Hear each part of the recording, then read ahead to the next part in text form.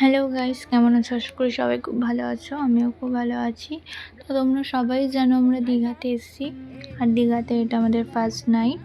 তো সেদিনকে ছিল আয়ুষের বার্থডে। তো আমরা রিসর্টে আয়ুষের বার্থডে সেলিব্রেশন করছি।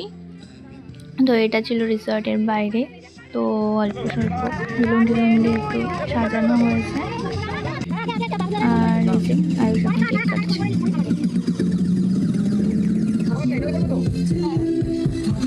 এখানে আমরা সবাই আছি, মাম্মাম।